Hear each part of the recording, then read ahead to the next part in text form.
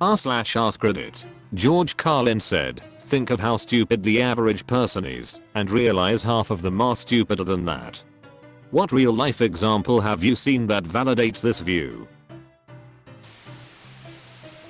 Getting a misdialed call from a random person who gets mad at you because you're not the one he or she was looking for happens with me several times a year. I kept getting voicemails from some dude I didn't know. Really angry stuff like yelling at an ex or something. First time I actually answered, I told him wrong number. Several voicemails later, and I answered again and said, I've told you this is the wrong number. You need to stop calling me. His response was, you need to stop telling me what to do. Or this one, getting a call from someone who insists they got a missed call from you and then arguing with you when you tell them you have no idea who they are and you didn't call them. I had this happen to me while I was at work. Dude called my office number positively irate, wanting to know why I had called him, and wouldn't believe me when I insisted no one in the office had called him that day. I finally had to get a little terse with him and explain I'd been sitting at my desk since 9 AM and hadn't made one single phone call and he needed to get over it already. What's the point of calling a number you don't recognize back in the first place just to yell at them? Don't most people just ignore them and move on with their lives? Who has the time and energy for that mess?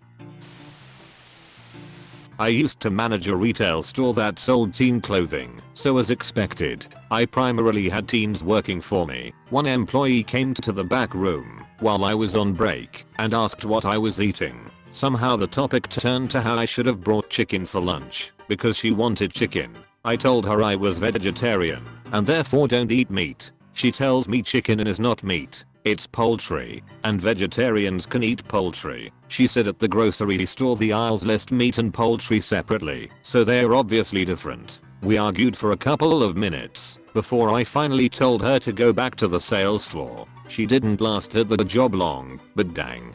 This reminds of this one girl we knew in college. One day my roommate and I were drunk and discussing that if the supermarket were a feudal land and we were to divide it up into various fiefdoms, we agreed that I would claim meat as my kingdom and he would claim dairy. We then got into an argument as to whether eggs were dairy or meat. He claimed they were dairy since they are located near the milk in the dairy section. I claimed that this placement was only due to refrigeration needs and that they belonged to my domain, meat, because they were a meatish protein that would one day become a bird. In the end, we decided that the fertilization status would determine who was right. If fertilized, meat. If not, dairy. This was before the internet, so we had to find a book or ask somebody. For some odd reason my roommate decided to call Stephanie. She was dumb as a post, but grew up in a rural area and would probably know. My roommate calls, and I hear Stephanie answer in her light, airy voice. Hello. Hi Stephanie. Filthy Waffles and I are having an argument we hope you can settle. You know the eggs you buy in the store? Yeah, I think. Are they fertilized? After a long, confused pause, Stephanie finally answered. What do you mean? Eggs aren't plants. Oof. Good one. Okay, so my favorite was a guy who was planning his honeymoon, but he didn't have a lot of money. He was bummed about the cost of air travel. A friend suggested a train ride might be cheaper. He became frustrated after a few days of trying and complained that he couldn't find any trains going to Hawaii. It still didn't sink in because he had seen pictures of trains in Hawaii. He couldn't grasp that they were shipped there. It got even more surreal after that. Customers arguing that their tattoo is backwards, while their artist tries to explain that, no, your tattoo is fine. It just looks backwards, because that's how mirrors work. I had this argument with an ex-girlfriend years ago when The Walking Dead was still relevant. One of the opening scenes to an episode had a character with an eye patch looking into a mirror. She claimed the creators messed up and had his eye patch on the wrong eye, and then I had to explain how mirrors worked. She refused to walk into the bathroom so she could see my example because she didn't want to admit she was wrong. Friend of mine showered in cold water for a year because he never thought of turning the other tap to see what it would do. What if it shoots spiders out of the spout? Then who looks like the idiot? I did something similar. Moved into an apartment and didn't know I had a thermostat until about 2 months into winter. I invited a friend over and she immediately walked over to a nondescript little knob on the wall and started the heat. Blew my mind. Until that point I had been making do with sweaters and blankets. In my defense, this was my first apartment and I'd just moved from a place that never got much colder than 60 degrees Fahrenheit.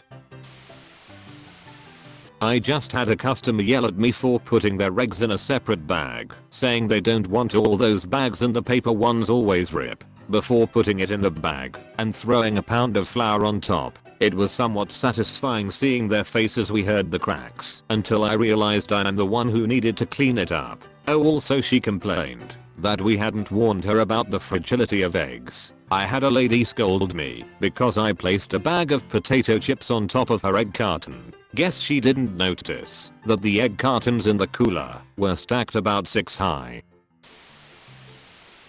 I worked in retail for a few years, and it taught me that many people are either incapable or unwilling to read. I have had people walk up to me to ask me how much something is, only for the price tag to be featured prominently on the item. It's $9.99, ma'am. How did you know? It says so on the price tag, ma'am. When working at a restaurant, I waited on a large party and gratuity was automatically added by the computer. After handing out the check, a few minutes later the guests come to me looking very angry. What is this gravity charge? Why you charging me for gravity? It's much worse than that. Entitled people everywhere think it's an opportunity to shut their brain off and expect the workers to wait on them like servants. I used to work at a self-service candy store. I had a few customers that would tell me they wanted a quarter pound of X. I would show them where it was, and they would go humph with an angry tone. When I would ask them if anything was wrong, they would say, "Well, aren't you going to scoop it for me?" I work in a college bookstore. I swear every time I bring a customer right to where the book is and point to the tag, they'll stare at it for several seconds before asking what the price is. Then towards the end of a major term, we'll block off the text area during buyback to control the inventory. That is, make sure no one takes a book off the shelf and sells it to us. We'll put 2 heavy registers on these counter-like tables with wheels to create a temp cash wrap blocking access. And there will also be stanchions set up and signs explaining the text area is closed and to ask an associate for assistance if they need to buy a book. Hell, to top it off, we'll even move a merchandise rack in the way to serve as both a barrier and advertisement. And yet without fail, there's always at least a few people that just kinda push through all of that with their bodies as if it's not even there, and then they start shopping. Or better yet, ask, "Hey, are you open?" after pushing through everything. A former co-worker was talking about how she wanted to go back to school to get her master's degree because she only had a bachelorette degree and wanted more job opportunities. I said, "Do you mean a bachelor's degree?" She insisted it was pronounced bachelorette when it was given to a woman. Then she led me back to her office and pointed at her diploma to the word baccalaureate and said, "See, bachelorette." I had a co-worker, really sweet girl, but dumb as hell, tell me she smoked American spirits because they were non-addictive. See, as she showed me the box. Oh, honey, no. That says no additives. Such a sweet, stupid girl. She was a good server, at least. When farms have trouble producing their crops and you ask some dipstick if that worries them, I don't get my food from a farm. I get it from Walmart. The distance that many people have from where their food comes from is shocking. I had a roommate in college that legitimately didn't know food came from sources other than a grocery store. I grew up in a town that has a significant number of apple orchards, so I was always bringing apple and apple related products back to the apartment after visiting home, and she was genuinely confused as to why I'd buy apples there instead of waiting to get them when I got back. One of my nieces had a cold as a toddler and was breathing through her mouth. My ex-brother-in-law flipped out because he didn't want her to get carbon monoxide poisoning from breathing through her mouth instead of her nose the normal way. When my daughter was born, we had to see the hospital pediatrician before we could switch to our usual one. We're in a tiny exam room and he's going over the do's and don'ts for new parents. To precede this, he's an older southern man. And I assume she will be sleeping in a crib in the nursery. We have a bassinet set up beside the bed to make night feeding easier. She can't sleep with you. She won't be in the bed. She has a bassinet beside the bed. If she sleeps in the same room, there will be too much carbon dioxide and she'll suffocate. That's what causes SIDS. Then isn't this exam room unsafe? We put in a complaint with the practice and the hospital. That's some ridiculously incorrect information to be spouting off at people, especially parents who take everything a doctor says as gospel. I can't even find the logic in that. I had a regular customer tell me the other day to make sure I took off my mask when people weren't in the store, otherwise I could get carbon monoxide poisoning. When I responded a bit incredulously, she told me to look it up and repeated several times carbon monoxide poisoning. This customer is a practicing naturopathic doctor. I had a friend once who truly believed that magicians like Chris Angel and David Blaine had some kind of magical power or telekinesis, something along those lines. While watching one of those magicians on TV performing on the street, he argued, "How could this be fake? Look at all those people. Can't fake all that. Has to be some kind of power or magic." I would then have to ask, do you realize that movies are fake? They fake entire universes, planets, cities, wars, etc. He didn't get what I was getting at. I knew a guy who wondered about how the filmmakers got so many people to die for the battle scenes in Saving Private Ryan.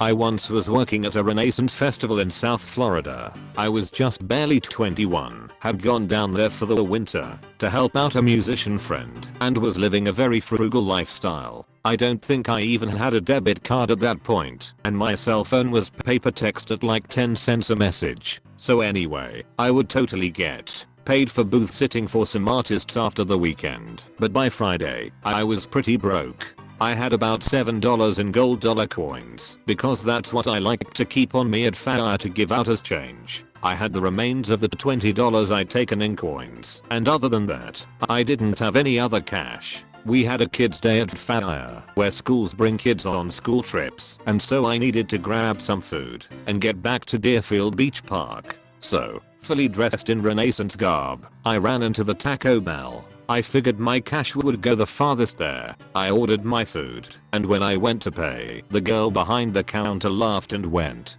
no, I need real money." I looked at her, confused. "This is real money. They are gold Sacagawea dollars. Yeah, we only take US cash here. I need actual money to pay for the food." Now the line behind me was getting antsy, but the girl at the register was getting really snarky, and I was like, what the hell do you do when a business won't take your payment? It wasn't like I was trying to pay in nickels. I had a little over $4 worth of food and tried giving her $5 in coins. I was like, this is all I've got on me. I don't know what to tell you, but it is legal US tender. See right here? And I was trying to show her the coins, and she was yelling like I was trying to pay her in Monopoly money. The guy behind me was like, yeah, those are real coins, but I don't think he wanted her eye turned towards him, so he wasn't very forceful. I asked if she could get a manager, and she was like, I ain't gonna waste his time with this BS.